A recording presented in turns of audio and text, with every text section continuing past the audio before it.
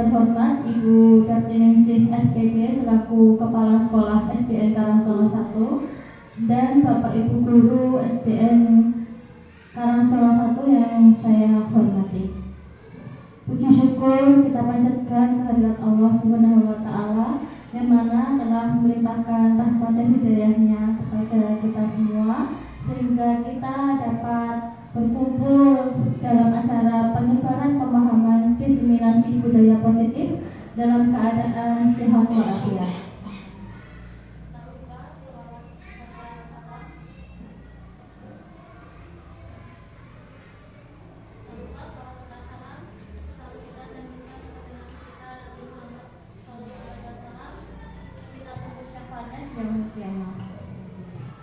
Baik Bapak Ibu, susunan acara pada pagi hari ini adalah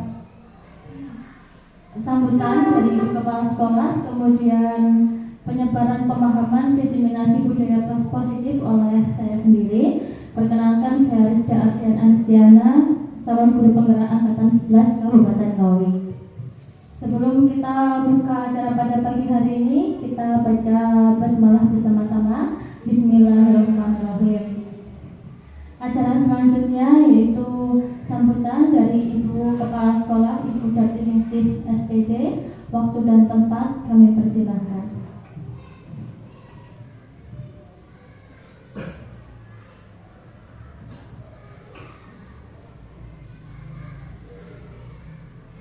Assalamualaikum warahmatullahi wabarakatuh. Alhamdulillah alamin. Di kesempatan yang berbahagia ini kita bisa berkumpul, kita bisa menghadiri undangan dari CGP kita yaitu Bu Rizda SPD. Mudah-mudahan acara ini bisa berjalan lancar sesuai harapan Bu Rizda. Bapak Ibu yang saya hormati, di sini saya hanya ingin menyampaikan sedikit motivasi ke Bu Rizda. Semoga apapun yang dilaksanakan, apapun yang sudah terlaksana maupun yang belum pada acara atau kegiatan atau yang diikuti Bu Rizda Ardian Anistiana untuk mengikuti CGP Angkatan 11 ini kedepannya bisa berjalan lancar. Dan semoga selanjutnya Ibu Bapak Guru atau baik yang PNS maupun yang P3K, saya harap kedepannya bisa mengikuti atau bisa mendaftar CGP Angkatan selanjutnya, baik Angkatan 12 maupun seterusnya. Jika Angkatan 12 belum kecantol, belum nyantol, nanti kedepannya bisa mengikuti atau mendaftar lagi. Ya. Harapan saya mudah-mudahan SDN Karangsono 1 ini bisa paling tidak 85% karena masih muda dan berkompetensi bisa mengikuti atau bisa mendaftar CGP selanjutnya. Demikian yang bisa saya sampaikan, kurang lebihnya mohon maaf. Billahi taufiq wal hidayah. Wassalamualaikum warahmatullahi wabarakatuh. Terima kasih Ibu Kartiningsih SPD atas motivasi yang diberikan kepada saya, dan semoga nanti teman-teman bisa mengikuti di angkatan 12. Acara selanjutnya yaitu penyebaran pemahaman diseminasi budaya positif.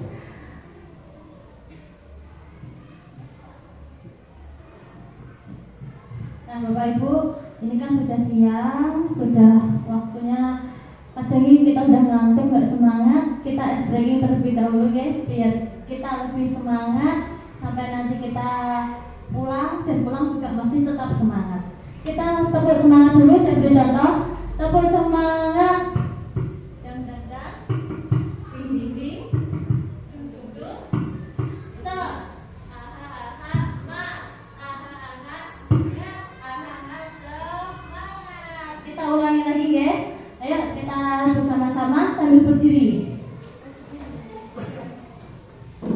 Tepuk semangat.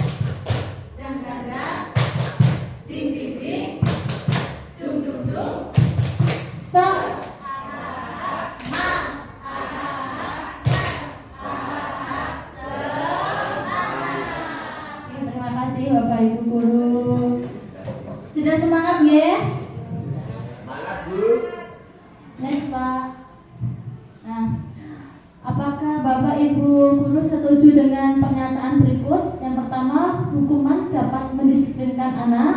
Kemudian pemberian hukuman dengan hal positif seperti membaca atau membersihkan halaman sekolah dapat meningkatkan disiplin anak.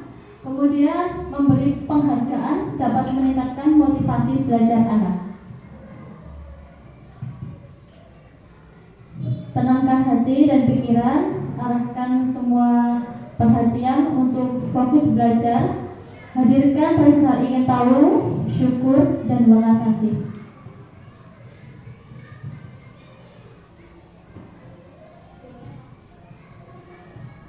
Nah, konsep yang akan dibahas budaya positif pada hari ini, yang pertama adalah perubahan paradigma belajar, yang kedua disiplin positif, kemudian motivasi perilaku manusia, kebutuhan dasar manusia, posisi kontrol restitusi, keyakinan kelas, dan segitiga restitusi.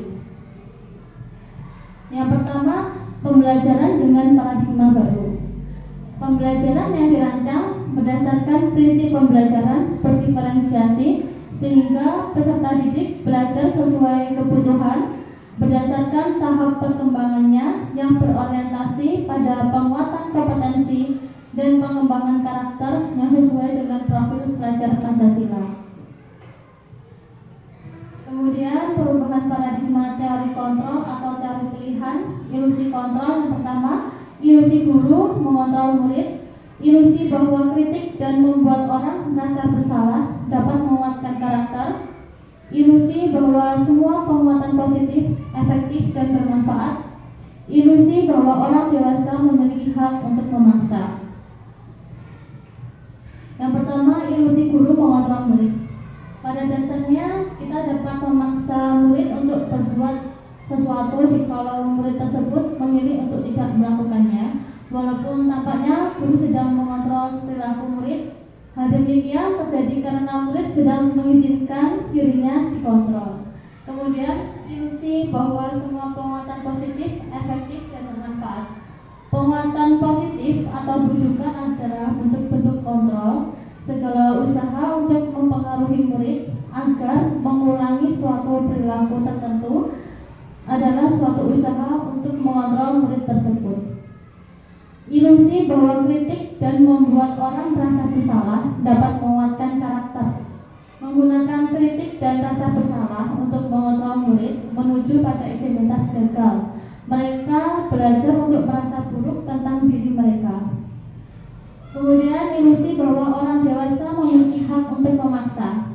Banyak orang dewasa yang percaya bahwa mereka memiliki tanggung jawab untuk membuat murid-murid berbuat hal-hal tertentu. Apapun yang dilakukan dapat diterima selama ada sebuah kemajuan berdasarkan sebuah pengukuran kinerja. Pada saat itu pula orang dewasa akan menyadari bahwa perilaku memaksa tidak akan efektif untuk jangka panjang.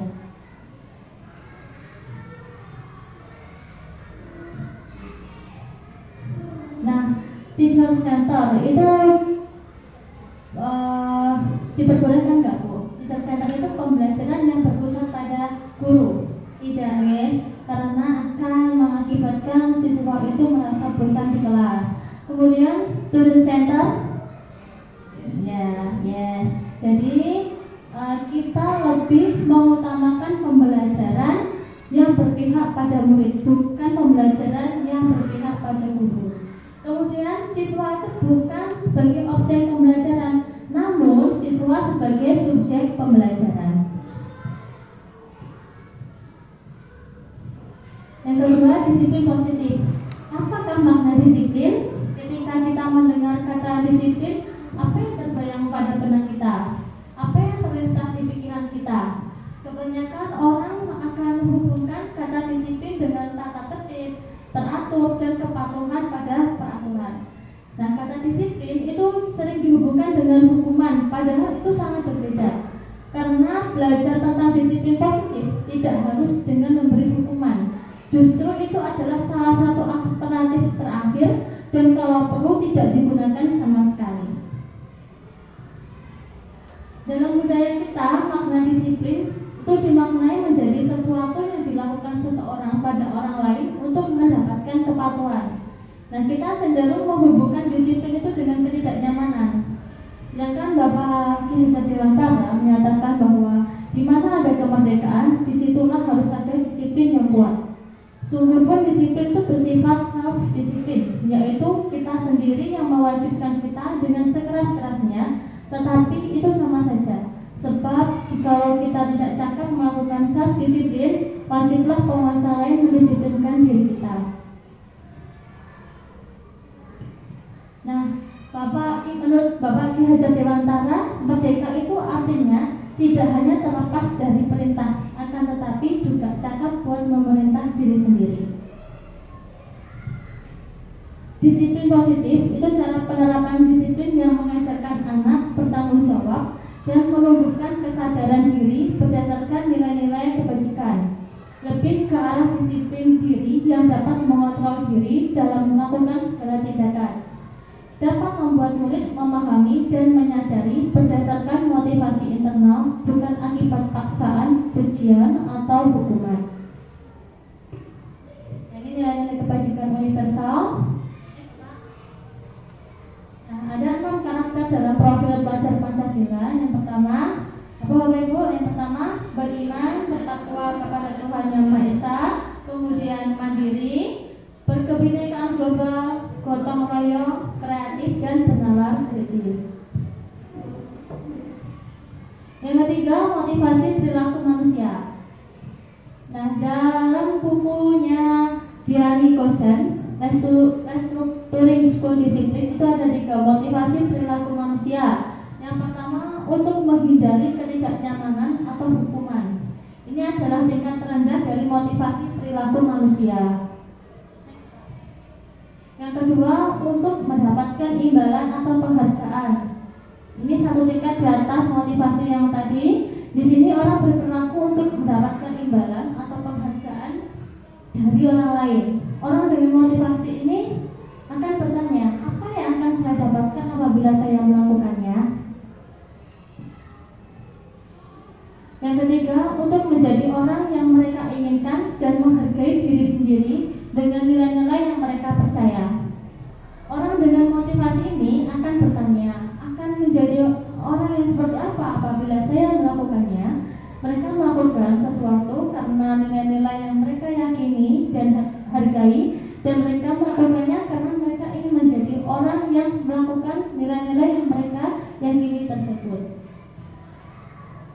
Kemudian motivasi perilaku manusia itu ada motivasi eksternal dan motivasi internal. Motivasi eksternal itu yang pertama untuk menghindari ketidaknyamanan atau hukuman.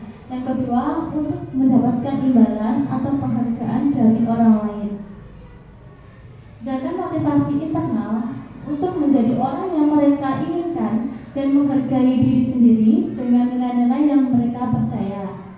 Hindari hukuman dan pemberian penghargaan berlebihan agar meminimalisir motivasi eksternal dalam diri murid. Yang keempat, kebutuhan dasar manusia. Segala sesuatu yang kita lakukan untuk mendapatkan apa yang kita inginkan, seluruh tindakan yang kita lakukan memiliki tujuan tertentu, dan seluruh usaha yang baik yang kita lakukan dalam rangka agar kebutuhan dasar kita tercukupi dengan baik. Nah, ini 5 kebutuhan dasar manusia. Yang pertama, kebutuhan bertahan hidup, kebutuhan kasih sayang dan rasa diterima, penguasaan, kesenangan, dan kebebasan. Ketika seorang murid melakukan suatu perbuatan yang bertentangan dengan nilai-nilai kebajikan atau melanggar peraturan, hal itu sebenarnya dikarenakan mereka itu gagal memenuhi kebutuhan dasar mereka. Kebutuhan dasarnya seperti tadi. Nah, ini tadi kebutuhan dasar manusia. Yang pertama, kebutuhan bertahan hidup,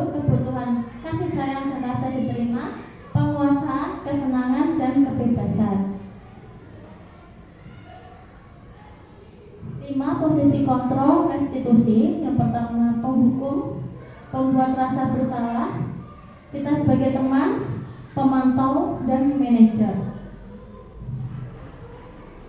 Posisi kontrol restitusi 5 tadi itu yang sebaiknya seorang guru menggunakan adalah posisi kontrol sebagai manajer. Sebagai manajer, guru dapat berbuat sesuatu bersama murid, mempersilahkan murid bertanggung jawab, dan mendukung murid agar dapat menemukan solusi. Konsep disiplin dan identitas gagal. Nah, dalam konsep disiplin dengan identitas gagal itu ada hukuman dan penghargaan.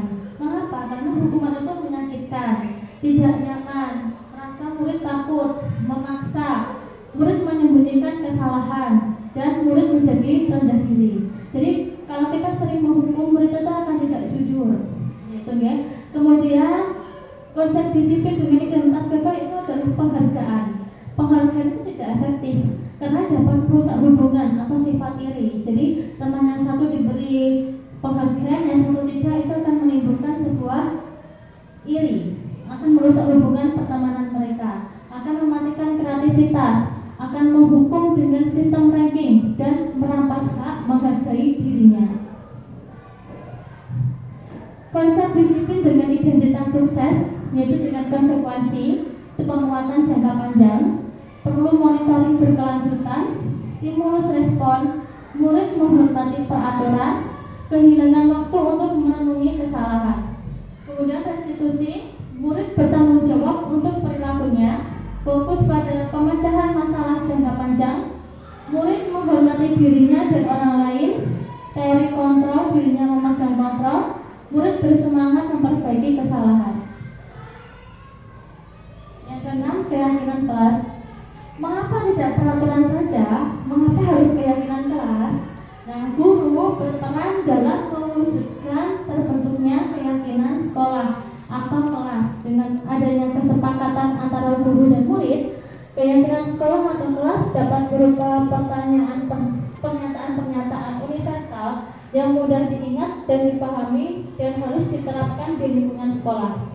Untuk mendukung motivasi intrinsik, kembali ke nilai-nilai keyakinan, lebih menggerakkan seseorang dibandingkan mengikuti serangkaian peraturan-peraturan. Bagaimana pembentukan keyakinan kelas? Yang pertama, lebih abstrak dari peraturan. Ya, jadi sedikit saja agar mudah diingat. Kemudian berupa pernyataan universal sesuai dengan kondisi kelas dan sekolah agar mudah diterapkan. Kemudian dibuat dalam bentuk positif. Semua warga sekolah atau kelas dilibatkan saat membuat keyakinan kelas. Ini adalah contoh pembuatan keyakinan kelas yang saya terapkan dengan anak-anak di kelas saya. Pertama, peraturan kelasnya dilarang membuang sampah sembarangan. Keyakinan yang kami buat adalah buanglah sampah pada tempatnya. Itu adalah nilai kebersihan dari tanggung jawab. Mengapa keyakinan kelasnya kok tidak dilarang membuang sampah sembarangan? Karena kita tidak boleh memaksa, ya. Jadi ada kesepakatan kalimat positifnya dari dilarang membuang sampah sembarangan itu lebih positif dengan buanglah sampah pada tempatnya. Kemudian yang kedua, jangan terlambat. Keyakinan kelasnya datang ke sekolah tepat waktu. Nilai kebajikan adalah disiplin. Selanjutnya, segitiga restitusi. Segitiga restitusi adalah tahapan tindakan yang dilakukan untuk guru membawa murid menaati kesepakatan atau keyakinan kelas yang telah ditetapkan dan mengakui secara sadar dan terbuka ketika melakukan kesalahan, serta merasakan kenyamanan ketika sudah berperilaku jujur. Nah, segitiga restitusi itu ada menstabilkan identitas. Yang pertama itu kita semua akan melakukan hal terbaik yang bisa kita lakukan. Yang kedua, validasi tindakan yang salah. Semua perilaku memiliki alasan. Kemudian menanyakan keyakinan. Kita semua memiliki motivasi internal.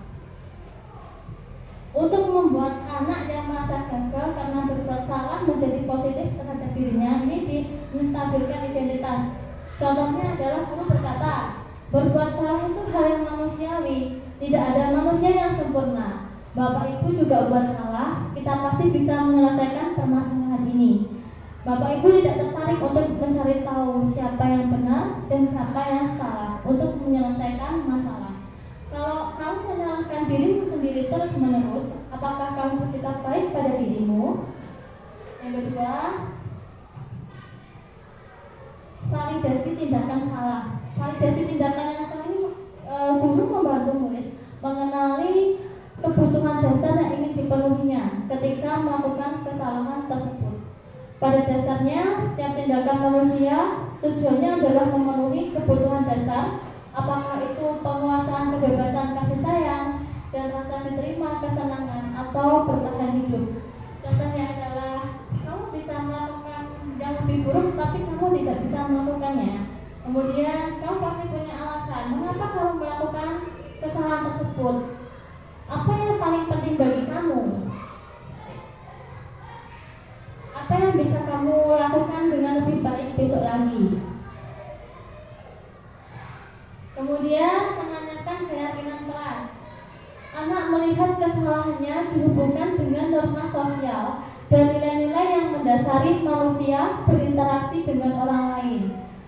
Nah, contoh kalimat guru yang seharusnya dikatakan dalam menanyakan keyakinan kelas adalah apa nilai yang kita percaya di sekolah atau kelas kita, nilai-nilai universal apa yang telah kita sepakati, kelas yang ideal itu seperti apa, seperti itu.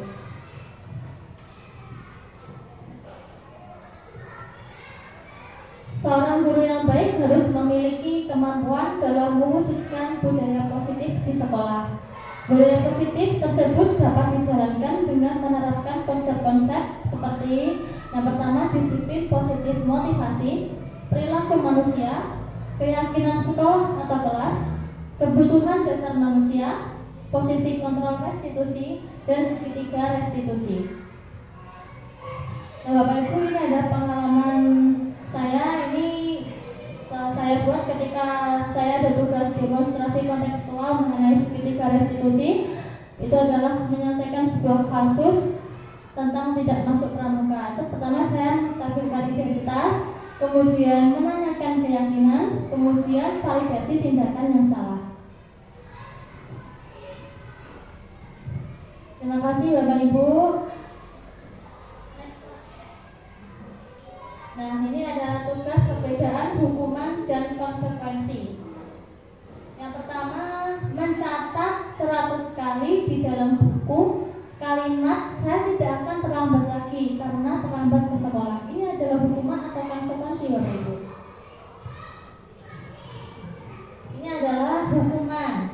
Oke, saya tidak akan terlambat lagi karena terlambat ke sekolah. Jadi anak ini disuruh mencatat 100 kali di dalam buku. Kemudian lari mengelilingi lapangan basket 2 kali karena terlambat hadir di sekolah. Ini termasuk apa? Hukuman karena kita meminta untuk lari ke lapangan basket 2 kali. Kemudian murid diminta untuk push up 15 kali karena tidak menggunakan masker ke sekolah. Ini ada hukuman atau konsekuensi? Hukuman. Kemudian menggalikan kertas tugas teman yang telah dicoret-coret. Konsekuensi. Membersihkan tumpahan air di meja tulis karena tersenggol pada saat belajar. Konsekuensi. Murid disuruh untuk mengenakan sepatu seharian di sekolah karena tidak mengenakan sepatu hitam. Hukuman atau konsekuensi? Hukuman.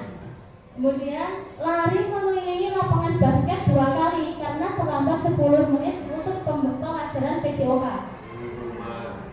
Ini kalau menurut saya ada konsekuensi. Karena kenapa? Kalau misalkan ini lari mengelilingi lapangan basket itu di pelajaran lain, misalkan pelajaran matematika, itu adalah hukuman. Tetapi ini adalah pelajaran PJOK. Konsekuensi karena terlambat. Nanti jawabannya. Next slide. Sekarang perbedaan hukuman dan konsekuensi. Hukuman itu sesuatu yang menyakitkan, harus terjadi. Konsekuensinya sesuatu harus terjadi. Kemudian membuat anak sakit, anak membenci kedisiplinan, paksaan, mendorong anak menyakiti diri sendiri, konsep diri yang buruk, anak belajar untuk menyembunyikan kesalahan, marah, rasa bersalah dipermalukan, merasa tidak dihargai. Kemudian konsekuensi itu adalah sesuatu yang harus terjadi, membuat anak merasa tidak nyaman dalam jangka waktu pendek, anak menghargai disiplin, stimulus tanggapan, mendorong anak agar mudah menyesuaikan diri, konsep diri yang baik, anak belajar untuk mematuhi peraturan, dan kehilangan hak dibuat tidak nyaman. Nah, Bapak Ibu, sekarang saya memiliki studi kasus setelah kita belajar mengenai segitiga restitusi, kebutuhan dasar manusia, terus sifat posisi kontrol manusia. Ini saya memiliki studi kasus, yaitu Ibu Sulaika, guru wali kelas 4, sedang bingung menghadapi ulah salah satu murid di kelasnya. Tommy namanya siswa tersebut. Beberapa anak telah mengeluhkan Tommy yang seringkali meminta bekal makan siang mereka dengan paksa. Jika Anda menghadapi situasi seperti Ibu Sulaika, apa yang akan Anda lakukan?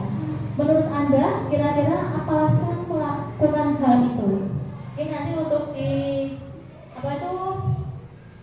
dipecahkan alasannya itu mengapa, kebutuhan dasarnya apa, dan posisi kontrol kita sebagai guru apa, okay?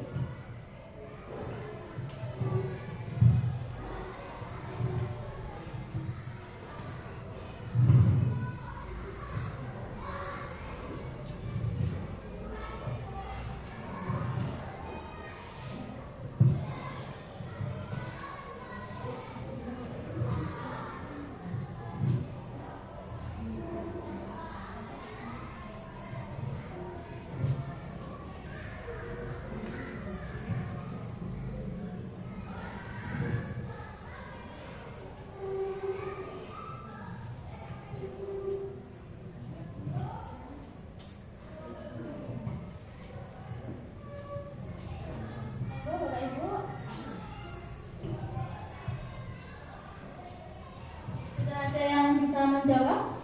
Oke.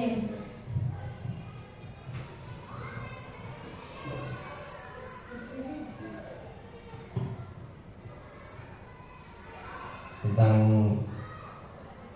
perbuatan Tommy itu, menurut saya Tommy merasa bosan dari apa yang dibawakan ibunya tiap pagi, bekalnya selalu itu saja. Maka dari itu Tommy berusaha memenuhi keinginannya dengan meminta bekal temannya. Itu apa? Ya, kebutuhan dasarnya ya itu pengennya tidak monoton dari segi makanannya. Untuk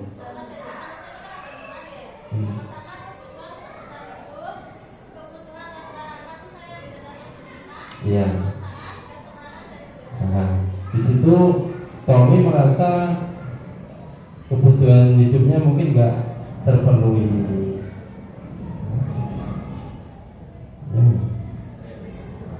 Iya, ya Tommy pengen satu kebebasan yang mungkin oleh teman-temannya sudah didapat dan dia merasa belum mendapatkan kebebasan itu.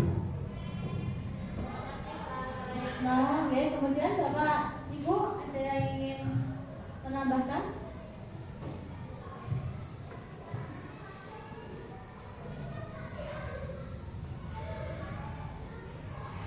Saya kira apa yang dilakukan Tommy itu karena iseng saja ya. Karena Tommy sangat menikmati apa yang dia lakukan terhadap teman-temannya. Jadi ekspresi wajah temannya yang begitu kesal karena Tommy sangat menikmati ekspresi wajah tersebut. Jadi Tommy memenuhi kebutuhan kesenangan, begitu. Kebutuhan kesenangan. Ya, untuk mencari kesenangan dari rasa kesal teman-temannya tadi. Demikian. Terima kasih Bu Eni. Monggo Bapak Ibu Guru. Terima kasih waktu yang diberikan kepada saya. Melihat dari kasus tadi bahwa Tommy itu kan melihat temannya jadi takut dengan dia menuruti keinginannya. Maka sebetulnya Tommy itu sedang berusaha memenuhi kebutuhan dasarnya, yaitu tentang penguasaan. Jadi di sini kekuasaan untuk mencapai sesuatu. Dengan melihat temannya ketakutan, mungkin dia merasa bagaimana. Hanya itu yang bisa saya sampaikan. Mungkin posisi kontrol kita sebagai guru apa nih? Mana posisi kontrol?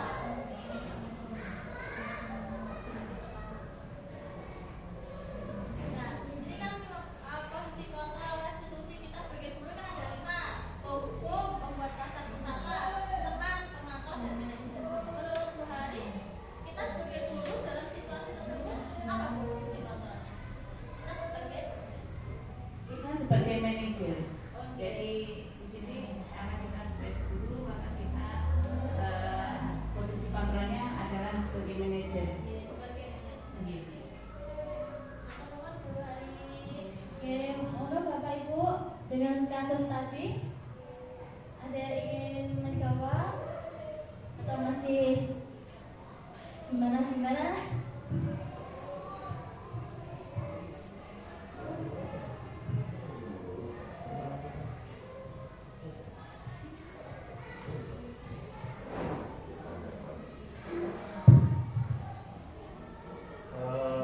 Mungkin karena dia senang ya temannya ketika memperhatikan dia, temannya itu melaporkan tindakan itu pada gurunya.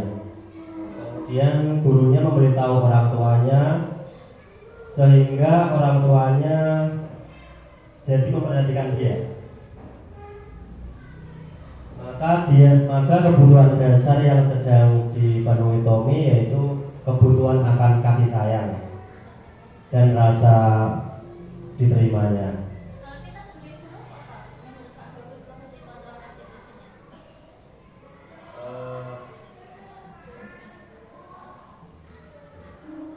Sebagai manajer mungkin. Ya.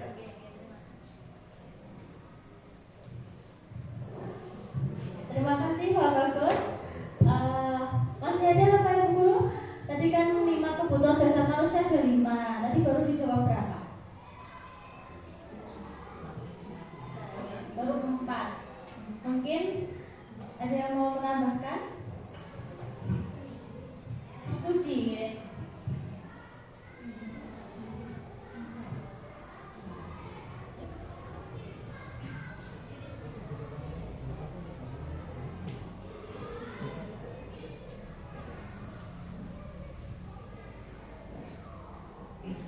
Karena ia lapar dan orang tuanya tidak membawa bekal makan siang, maka kebutuhan dasar yang sedang berusaha dipenuhi oleh Tommy adalah kebutuhan untuk bertahan hidup. Lalu posisi kontrol guru sebagai manajer, yang mana berbuat sesuatu bersama murid, mempersilahkan kepada murid untuk mempertanggungjawabkan perilakunya dan mendukung murid agar dapat menemukan solusi atas permasalahannya sendiri.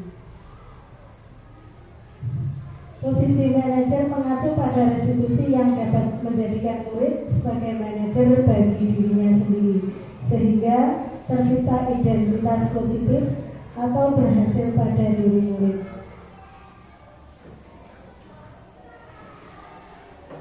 Terima kasih Bu Puji. Tadi Bu Puji sebagai posisi kontrolnya sebagai apa? Manajer. Mengapa Bu Puji kok mau milih sebagai manajer?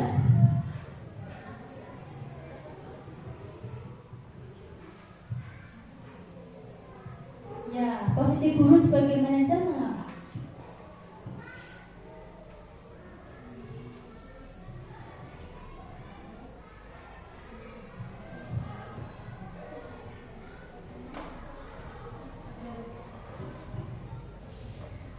restitusi yang dapat menjadikan murid sebagai manajer bagi dirinya sendiri, sehingga bisa tercipta identitas positif atau berhasil pada diri murid. Terima kasih Bu Puji. Baik Bapak Ibu, saya rasa semoga Bapak Ibu sudah paham mengerti mengenai segitiga restitusi mengenai diseminasi budaya positif. Kemudian saya mempunyai sebuah refleksi.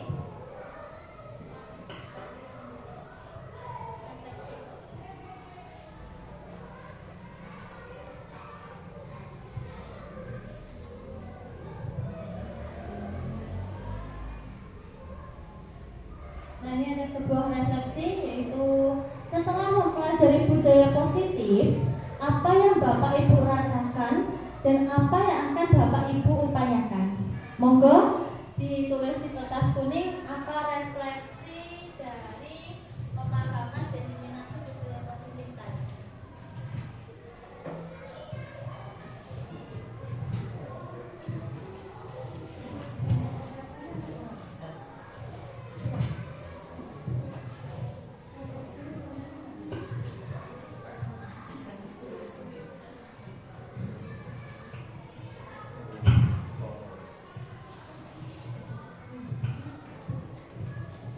Ditulis apa refleksi setelah mempelajari budaya positif yang Bapak Ibu rasakan dan apa yang akan Bapak Ibu upayakan. Monggo salah satu Bapak Ibu yang sudah selesai. Bu Kepala Sekolah Budak Ningsih, monggo Bu.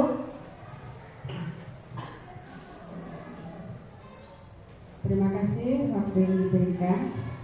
Setelah kita semua, khususnya saya, mempelajari tentang budaya positif, maka kita paham dan mengerti mengapa perubahan paradigma belajar, disiplin positif, motivasi perilaku manusia, kebutuhan dasar manusia, posisi, kontrol, restitusi, keyakinan kelas, dan segitiga restitusi. Upaya dalam membangun budaya positif di sekolah yang berpihak pada murid diawali dengan membentuk lingkungan kelas yang mendukung terciptanya budaya positif, yaitu dengan menyusun kesepakatan kelas. Dengan kesepakatan kelas yang efektif dapat membantu dalam pembentukan budaya disiplin positif di kelas masing-masing. Hal ini juga dapat membantu proses belajar mengajar yang lebih mudah dan tidak menekan pada semua siswa. Seringkali permasalahan dengan murid berkaitan dengan komunikasi antara murid dengan guru, terutama ketika murid melanggar suatu aturan dengan alasan tidak mengetahui adanya aturan tersebut. Maka dari itu, kalau ada kesepakatan kelas, sebaiknya ditulis dan dipajang di sisi dinding kelas. Ya. Dengan kurang adanya komunikasi ini menyebabkan relasi murid dan guru menjadi kurang baik. Demikian mungkin yang bisa saya sampaikan. Terima kasih Bu Lisda. Semoga kegiatan pendidikan guru penggerak ini, ilmu yang diterima dapat ditransfer ke rekan sejawat dan selanjutnya bisa dilaksanakan dalam kehidupan atau dalam pembelajaran selanjutnya. Demikian, terima kasih. Terima kasih Ibu Dr. Ningsih atas refleksi yang diberikan. Monggo ada Bapak Ibu yang lain yang ingin menyampaikan refleksinya dari Bapak Ucip. Assalamualaikum warahmatullahi wabarakatuh. Terima kasih atas waktunya. Mohon izin setelah mempelajari budaya positif yang Bu Rizka paparkan, itu luar biasa sekali Bu.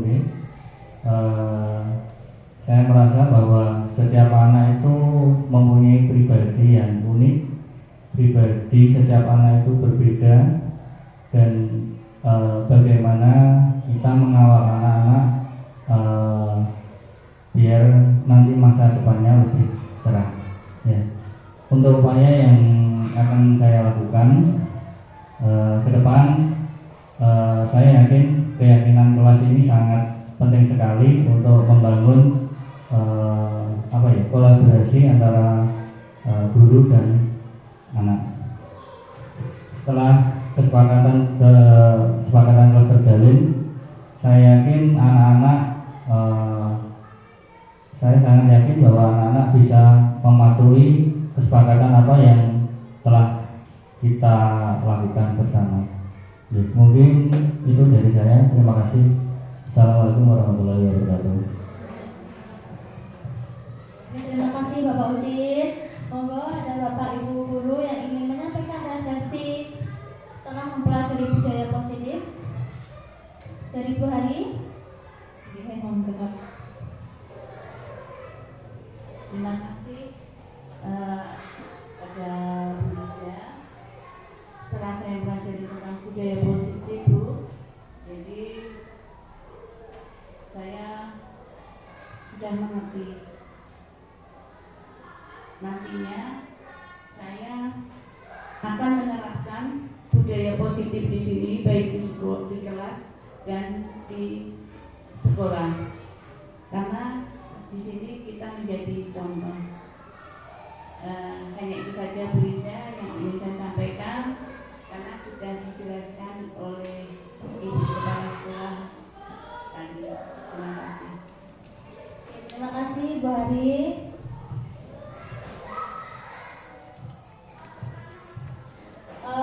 Bapak Ibu,